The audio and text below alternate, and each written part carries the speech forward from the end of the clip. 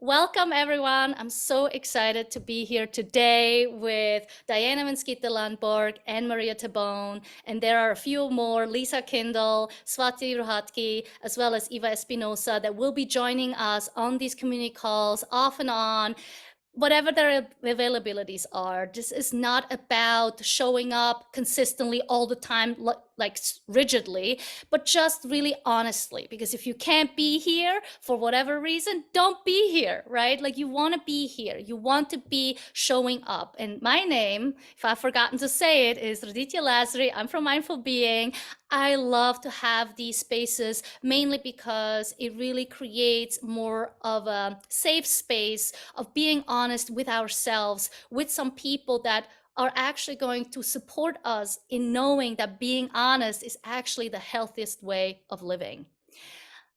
That's not what this community call is about. This community call is really here about to share our ups and downs and figuring ourselves out by having people hearing us, what we are sharing about our ups and downs. I got a few to share today, so I hope my lovely people are having something that they can share as well by demonstrating that we all have these ups and downs, and life is an up and down, and there is not one stream that works for all. And this is why we have these calls arranged, because we want to have all these different people come in here, because not only are we coming from different backgrounds and have different genres that we are working in, it's also different locations that we're living in. So we have a variety of people that have different languages as backgrounds, different locations, so many different things that flow into all of us, our mentors here in this space, that can support you in different ways. And so I'm so excited to be here with the two of you. So please introduce yourself just briefly about, like, what do you do? What's your specialty if you have one? And yes, welcome.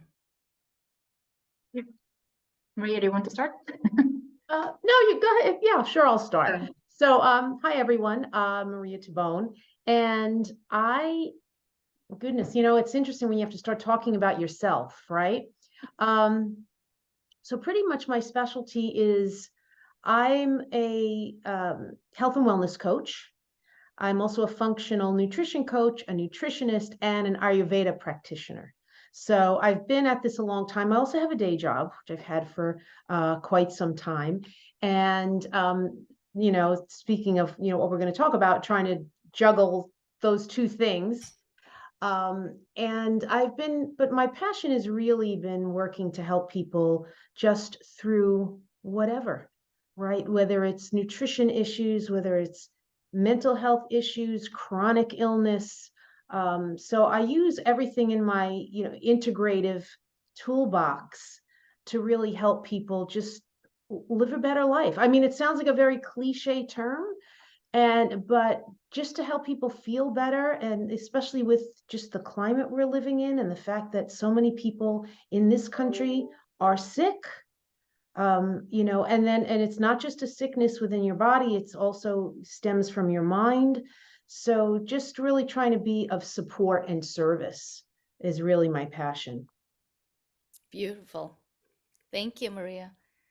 Yeah, that's beautiful. Thank you, Maria. My name is Diana Menskita-Landborg, and so I can so relate to your, passion, because my passion is quite similar. Well, I'm originally from Lithuania. I live in Sweden, and I am also economist and anthropologist, but actually for a moment I'm also a mom. And for a moment I am studying to be stress therapist and hypnotherapist.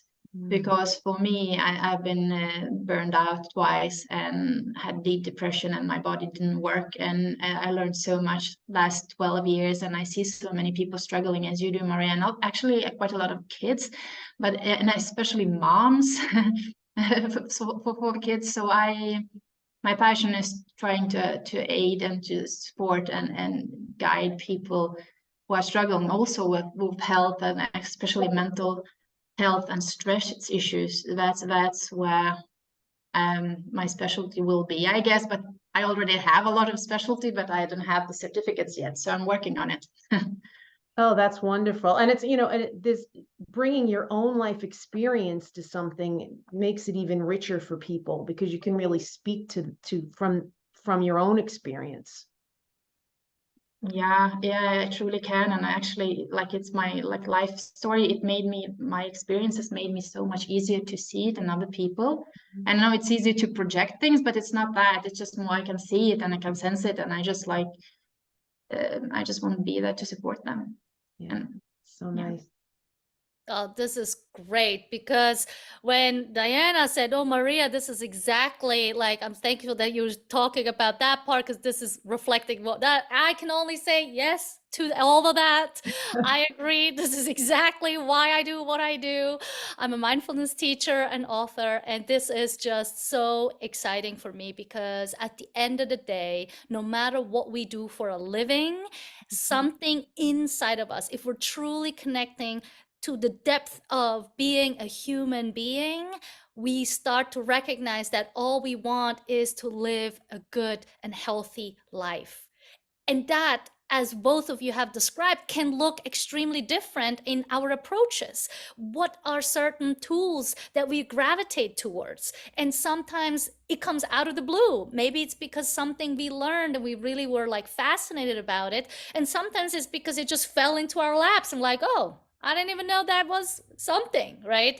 And so this is something about my story, is that mindfulness kind of fell into my laps, and at the same time, it's always been there. And I am a strong believer that we all have mindfulness in us. It's not something that we have to learn or something that we have to get. It's something that we are. And so knowing this, at least for me, made it so much easier to help other people, because I don't have to tell them anything what to do. And actually, what we're doing here is a demonstration of why mindfulness, and because all you do is a part of what mindfulness is a description of, right? Even if it's in the realm of Ayurveda, if it's in the realm of hypnotherapy, there is always some components of mindfulness, because there is a not reality, it's an awareness of what's here in this present moment, without judging it how it came to be, right? None of you are going to take someone and judge them for like, well, you should have done more of this, or you should have done more of this, right? Like, no, it's okay. We're here. And now let's see what works best for you. And as we're getting to this point, I obviously want you to share a little bit of, Maria already started touching on it, with the challenges that we're finding ourselves in, by making this mission that we're in to be our number one priority, not only for other people, but also for us, because we always will find ourselves challenged by our own tools, by our own gifts, by our own focuses, that we're like, I know what I'm supposed to do, and yet I'm still struggling sometimes. So yes, anyone of you want to start? Yeah, But I can go ahead, Diana. no, I can do that, because well, it's like for me too, because I've been in like two worlds. Like I always had this plan, helping people, aiding people. I wanted to guide them, because since I found ways to finally, after 12 years, learning so much about everything, food and nutrition and body and brain and everything, and cold baths and I've read so much just to try to find solutions for myself, because I didn't get enough of support from outside. So I wanted to share this for so many years now, and Raditya knows that. And still, like, life was coming, and interrupting. So I was aiding my family with other stuff all the time. But this dream was still there. So for me, I had to actually to say no to my parents-in-law, because I was helping them with one thing, with economics, and we had to find some other solution, so actually I can put back my dream in place and go ahead. But I mean, it's still not so easy, because everyday life comes and my kids are at home, and I sometimes procrastinate and sometimes I just feel it's like I want to do this stress therapist education, but there are I mean, I just have a deadline in a half a year. that's it. But I don't have anything I need to do, you know, during the weeks or anything like that. I have just some things that I need to do, but I can do it in my own way. And what I notice with myself, that actually I put it further and further away. So I always take the things that pop up that I need to do, and then this course is kind of gliding away for me, and I know it, but somehow unconsciously I'm kind of, you know, procrastinating that specific word. Even though in my heart I know I want to do that. I know it's my goal, but somehow I'm just putting others before me sometimes still. And it's been one of my lessons here through my life and through my journey, that's learning to put myself first as well sometimes, not only putting everyone else first. So it's, I mean, it's also up and down, you know, it's from day to day, but it's a great journey. And what has that been like for you? What has been exactly the challenge to move that focus away from other people to yourself, like that transition, you know? Well, for me, I think mostly it's the upbringing that I realized. You know, I grew up in Soviet Union, and I grew up in a Catholic country. So like two big things that work on, you know, putting others first, and a woman as well, you know, so it's like putting others first, that comes first, that's more important. So that was the programming I had, and also a lot of guilt and shame of putting myself first. I mean, when I met my husband in the beginning, I couldn't even, you know, sit on the sofa and watch TV together with him, because I felt, well, I don't have time and I need to do other things for other people, and just like serving others. But I mean, the illness that I got, the burnouts, they kind of forced me to take care of myself first, and realize that if I am not taking care of myself, I'm not able to be there for my kids. So they would have been my great motivation too, you know, to change, because I realized I can't be there for them if I don't take care of myself, because then I am not that mom that I want to be, you know. Then I'm stressed out and tired mom, and I don't have the you know, patience with them, and I, you know, burst out more fastly, and then I can say angry things, and then I feel guilty and ashamed of that afterwards. So instead of doing that, I learned that if I take care of me, you know, do things like qigong and swimming in cold water and being in nature, meditation, all these things help me, you know, to be more grounded and fill me with energy. And then I feel such a difference in how I am with people around me, and it affects everything. So that's, you know, just noticing what a different it is when you actually start to take care of yourself. That's been, you know, it's like the greatest proof that I'm, you know, I need to take care of myself. You know, that brings to mind something. They say that when you're on a plane, and if there's a problem on the plane and the masks comes down, you have to take that oxygen first so you can help, right? You can be there to help somebody else. And it's kind of, we never think about taking care of ourselves first, because of course, right, you're a caring person, you're a caretaker, you want to help other people. But it's really, and then that, you know, I think it's very common to find burnout, because I've been the same way. And then you just burn yourself out, and there's just nothing left to do whatever else it is you need to do. And I think, you know, us as being women, that adds another layer onto that. But yeah, no, and I think it's very common, you know, when you're trying to juggle two things, because I mean, like you, I've had a full-time job in media forever. And it's, you know, it's a demanding 24/7 type job. But then there's this passion that I've had for many years that I've been trying to, but I say to people, they ask me, well, how do you juggle? I don't have children, you know, and I think that so all of that time that everyone is spending, clearly, you know, being a parent, that's where I'm spending on this. So I say to them, it's nothing miraculous. It's like, what's miraculous is if you have kids, and that's a 24/7 job, you know. Now I'm putting my effort towards that. But even that being said, it's still difficult, because there's only so many hours in a day.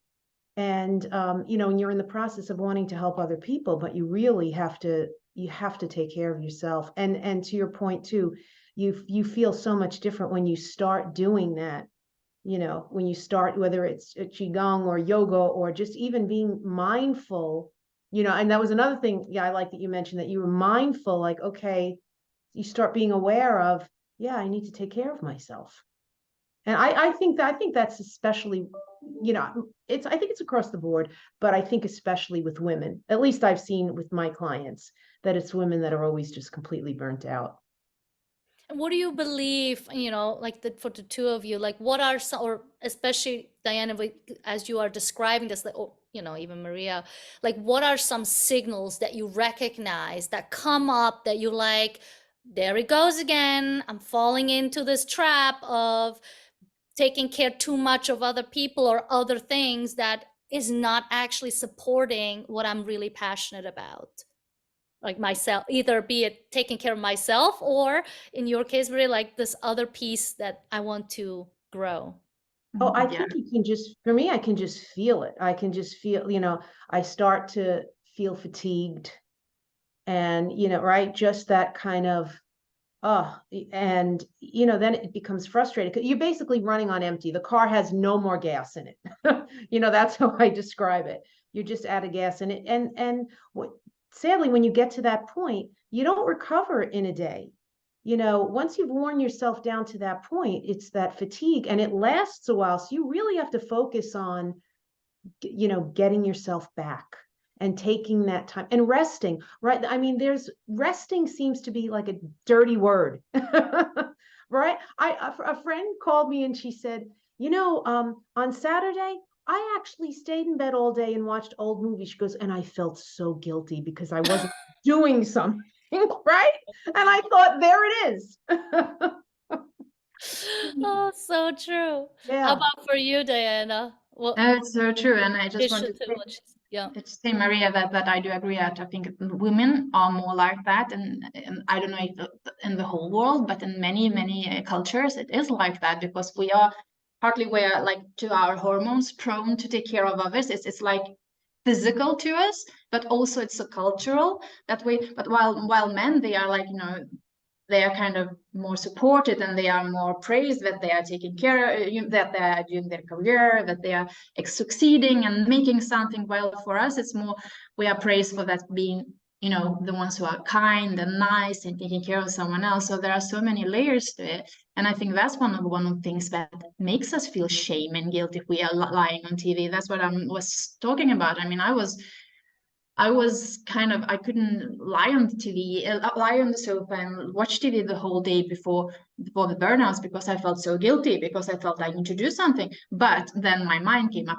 yeah, but if I'm watching with my family and my husband, then I'm actually doing something because then I'm connecting. Then I could relax. But I mean, it's crazy, really. So, and as you, Raditya, told, I mean, for me, I mean, during these, what was it, 12 to 13 years during the burnouts, I mean, I kind of had to learn the awareness part. The mindfulness has been a huge part of my life because the awareness of my own body and my own levels of, I mean, if you talk, Maria, about, that energy runs out and it's, over for a while. So when you have burnouts, it's even easier to lose that energy and it's even harder to fill it up and it takes longer. So like as a mother, I felt like I don't have that luxury to do that again, after 2 burnouts, as I thought I was. So for me, it's the awareness, as you say, yes, irritation, feeling empty, feeling, anxious or feeling angry or feeling frustrated, that all these feelings that I feel when I'm doing something or feeling a lump in my stomach, for example. I've been ignoring my body for so many years. But after the burnouts, I couldn't because my body was sending such a hard signal. So actually, I learned to listen to it much more. So for me, I know when I'm breathing up here and fast, I know, okay, it's time to relax. But also when I'm, I've learned to observe myself. So if I see that I'm saying something to my kids and then, and it feels bad and I feel wrong and I just know, okay, probably my glass is a bit too full now. It's probably overfull. So actually I need to go down and take a bath, or whatever, or go to the nature or do my qigong or take a walk, whatever, because then I feel, okay, now I totally overreacted. So yeah, that's the science, it's like awareness of it. When I It's say good for you that you're aware, like you're recognizing that. which is a big step, I think. You know, I've gotten to that point too, and thankfully, because if you don't, you know, who knows where that leads. I mean, the first time I didn't was many years ago, and I ended up in the emergency room. I didn't know that I had Hashimoto's thyroiditis at the time, that I was hypothyroid. But I think that came from just burning the candles at both ends and realizing that, but not stopping. You know, right? You can realize it, but then if you just keep going. And then I was coming home from work, coming up the stairs, trying to get up the stairs out of the subway, out of the train, and I couldn't. I just couldn't get up the stairs. And that's not like me. I'm energetic 24/7. And so, and then finally it was, but isn't it sad that you have to get to that point in order to say, okay, reset, you know? And so, you know, when I hear you saying you're mindful of it, I think it's great to hear. I wish more people would be mindful or try to be mindful so they don't get to the point where you end up in the emergency room or worse, you know, some illness. The main challenge here is really what both of you have said, is the guilt and the shame that comes up when we do not do certain things, when we say no to certain things, right? Like this inner voice. And I think this is really what I have been noticing myself in, something completely unrelated to what you both are talking about, but just in the field of like working, and then seeing that how I maybe do certain things isn't really being received the way I was hoping it was received, or maybe I even forgot something to do or whatever it was, right? And so the exact, like the outcome that I was hoping for wasn't really happening, right? And I think that relates to what you both are saying, is that what we really want to pay attention to is noticing when something's not working out the way we intended to, or wanted to, or planned to do. How do we take that moment? How do we cope with that moment when it's due, when it's done, when it's over, right? Like, for example, I had some feedback from this course that, you know, it was great to learn about certain aspect, but we wish we had more activities.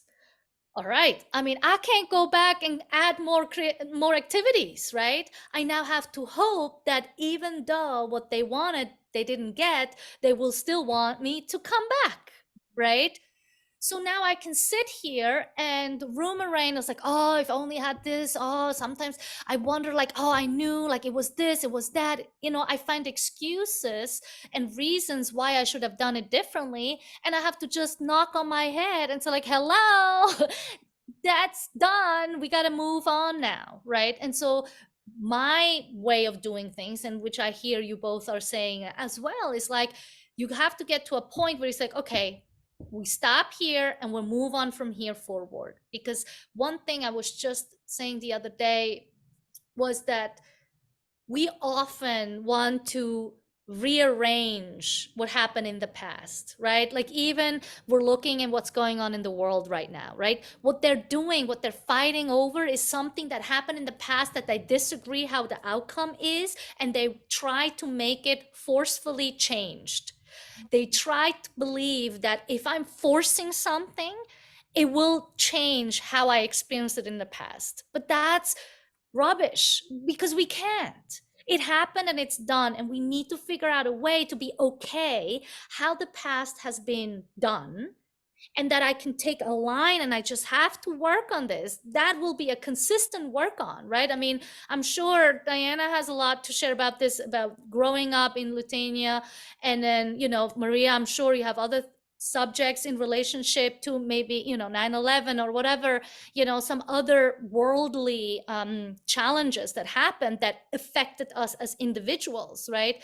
And so, not to make this something political or, you know, worldly, but it has an impact who we are as a human being, like you said before about how I was raised, right? And so we can reflect back, we can use this information, but at the same time, my purpose and my way of bringing something to myself, even, and other people, obviously, is to look forward. Where do I want to go? Who do I want to be if I am not already that? Right? In my case, I'm happy who I am. So I just have to say, like, you know what? Guess what? there will be new opportunities. If this is an end to this opportunity, maybe this was just not meant for this, and maybe I have to practice more in this particular area or whatever not. But this is for me to do. That has nothing to do what happened in the past. It's just the learnings from it, right? And so I think oftentimes we stay too stuck in the past and we don't even know how to look forward. So I wonder if there's something that both of you have either experienced or have figured out for yourself what works or what has been challenging, not to be able to let go of the past, not being able to just push through and say, you know what, that was me. Like, I have to figure out a new me, a new operating system that works today. Yeah, I think just about anyone you talk to would be able to answer this question. I've come to realize that it doesn't matter what you do, how much money you have, what your status is in life. Everyone deals with the same issues, right? And everybody has stuff from back there, you know. And what do we talk about in meditation too? The past is depression, the future is anxiety. So all you have is this present moment. But yeah, I mean, I've beat myself up over like career choices and things. And to your point, Raditya, it's in the past. You can't change what you didn't do because at like 15 years ago, I really wanted to go to medical school to be a naturopathic doctor. But there were things that, well, at that age, do I really want to accrue that kind of debt that I'll have forever? And you think, well, I have a house, well, I have a good job with benefits, all of those things go through your mind. And then I, of course, ended up regretting that. But then I had to let it go and be like, okay, it wasn't meant to be. And I still can do things, good things, and and give back and help people. I'm doing it in a different way. I'm not doing it as a naturopathic doctor, so I'm going to do it as a nutritionist and as a health coach and all this other stuff. But it takes some work to kind of let those things go. You have to, because if you don't figure out a way to do that, whatever works for you, it'll really eat you up. And that's not good. And we know that that's a stress, right? It's a stressor that can lead to illness. And what's the point? Like you said, you can't change what's already been done. You can only prepare in this moment for what you want to do going forward. Yeah, exactly. Yeah, beautifully said, because that's what I'm saying, thinking too, just like learn from the past mistakes and then, because it's mistake, I mean, you're taking steps and then you retake them, and it's just like we are human beings. So what I learned from my journey, that I was very tough on myself. I was very hard and critical towards myself, and I was very asking a lot of myself, and I was so disappointed, and it took me so many years to forgive myself and not live in regret that I didn't become that career woman that I was trying to be, and I was doing it, but being career woman and the mom I wanted to be, they just didn't match. And I kind of knew it before I got the kids, but somehow I was still trying to pushing through, and my body said no twice, and then I just realized I can't do it. It just doesn't work for me like that. I had to take my priorities, but I also had to forgive myself and accept the fact. And it took a while, and it took many years and a lot of work with myself. And I felt a lot of guilt and shame by that I left my parents when I was 15 and moved to another country just to study. And I always felt like the guilt was carrying me around. I was carrying it around without even knowing it. So I kind of realized it during a hypnotherapy session. That's one of the things why I'm studying hypnotherapy, because it's been very helpful for me, because we also sometimes we don't want to see a lot of things that drive us, or we get stuck in in these guilt and shame and criticizing ourselves. So one of the main things for me from my journey, and what I see many people struggle and are stressed about, is our own tone of voice, how we are talking to one another about the things we've done. And yes, it's so wise just learn from the past and know that we all are human beings on a journey, and we all make mistakes. It's part of life. No one is perfect. There's not such a thing as perfect. And just compassion towards oneself and others, and accepting it, and forgiving and moving forward, and just, you know, being grateful for that we are breathing, that we are alive, that we have somewhere to live, that we have food, you know, just like things like that. We always forget because we take things for granted. And our mind wants so many things all the time. But just that's why I find mindfulness is so great, because in awareness, you just stop, you just appreciate, and you just stop in here in the moment, because it helps your mind to, you know, relax. And so yes, the compassion part and awareness part and appreciation and gratitude been huge in my life from my journey. Just, you know, it's truly changed the way I see life, and the way I see and relate to other people too. And the relationships, they shift, you know, to the I'm better. glad you said that, because I was talking to somebody about like gratitude and appreciation and compassion, and she said to me, you know, I hear this so much about gratitude, gratitude, gratitude. And she said, you know, it seems like, what would that do for me? And I said, you would really be surprised what mindfulness and gratitude, even though they're words that you hear a lot, what it does for you over time. I said, just give it a try. You know, give it a try to be more mindful, to think of the things you're grateful for, because especially now, there's a lot of people that are suffering and feel like they don't have things to be grateful for. But I have heard some people that are in positions of suffering that say they will, even through that suffering, there's always something they can find to be grateful for. So, and it shifts your brain. It changes the way you think. You know, and there's so many studies on this now, this, you know, positive intelligence, and just how, you know, what we think manifests into our life, into our body. So those things are really, really important, and a really good place to start, I think. Yeah, this is great. And especially, I mean, you know, these community calls are based on business of self, right? And why is it business of self? Because exactly what you're saying, it's we are in business with ourselves for the long haul, not just in this particular position, this particular job, or this particular mission that we're on, but actually in this particular body that we're in. And gratitude, I feel like anything that were mentioned here, it's a practice. It's not something that we can do once it's acute. It's not possible that once it's like major, like you said before, right? I think Maria was like, yeah, why do we always, when it's like major, that's when we start paying attention to it, right? Like, no, what we're trying to do here, especially in these calls, talking about business of selves, and we're going to have themes come on forward, is really that it's about taking care of ourselves now, here, not when something's going on, because when we need it, we won't be able to access it, because we're going to be mentally somewhere totally different, physically even, that we can't just take it. I was like, oh, let me take a deep breath. Like, no, you have to practice taking deep breaths when you don't need them, because the moment, like, yes, okay, the breath will be there and it will make it a very deep breath when you really need it, but that's not going to be enough. You need more of aware breathing, conscious breathing. And obviously, this is just the beginning of us coming together. So if you found these conversations very interesting and something that you want to come in and bring yourself in, obviously this would not be shared live, it's not going to be recorded, this is just for you to demonstrate how we can show up for each other, be in a space, hold each other, and see, and you actually will start seeing that each one of us will have something in common. They're like, oh, I can do it that way. Oh, I didn't even think of this.